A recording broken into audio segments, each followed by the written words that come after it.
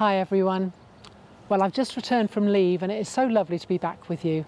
I feel so much better having enjoyed a time of rest. And if you've not had much time off lately, then I'd really encourage you to look ahead and book some leave. Everyone's been working really hard and it's critical that you get some time to recover, so please do give this priority. So this week on my return I came back to our monthly joint board meeting, and in the same way as lots of other organisations, we've been taking stock and thinking about how we move forward given the cautious lifting of the lockdown. The boards were really interested to note the following about our hospital's positions.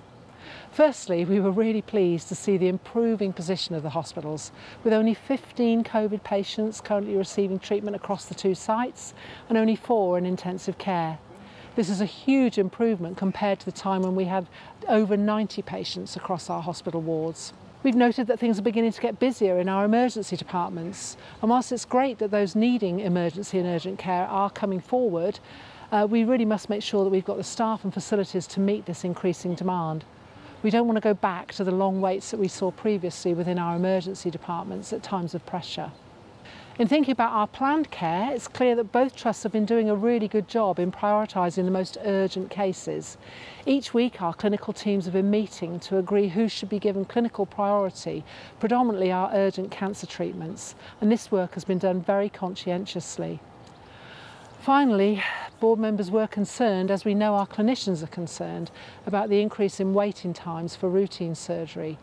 The numbers of patients waiting haven't increased, but we know that people are having to wait longer, and this is the challenge that we're going to have to address moving forwards. Of course, this is hugely complex work, developing plans that will provide more hospital treatments safely for greater numbers of people whilst coronavirus is still present in our community. I'm encouraged by the fact that there's some great minds thinking about this throughout our trusts. How many critical care beds should we keep on standby going forwards? How do we separate all services so we can provide care for COVID and non-COVID patients?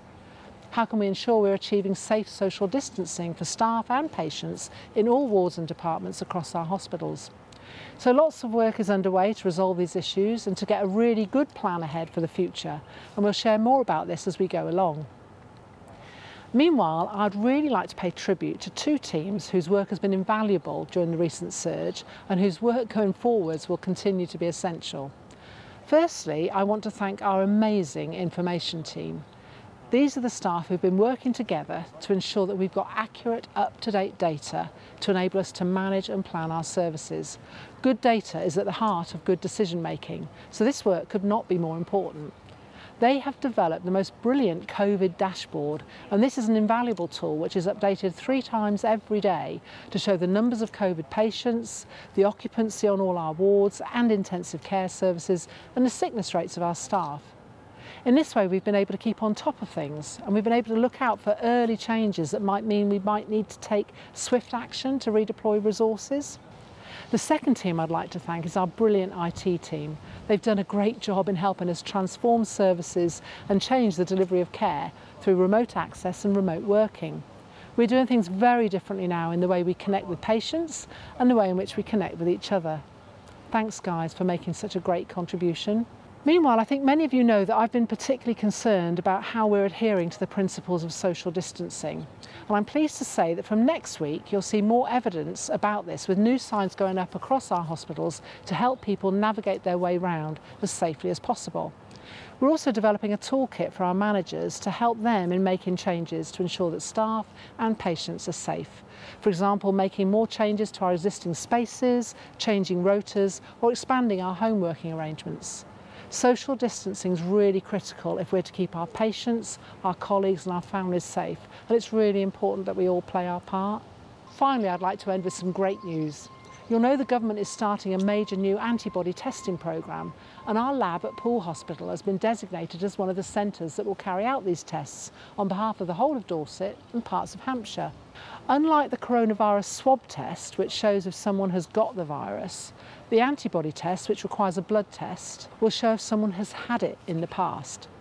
Of course, it's very early days and we have to treat all the results with caution. We don't know what this means about immunity and passing on the virus, but it's great for now to be able to contribute to the building body of knowledge about this virus that will help us all tackling it going forward.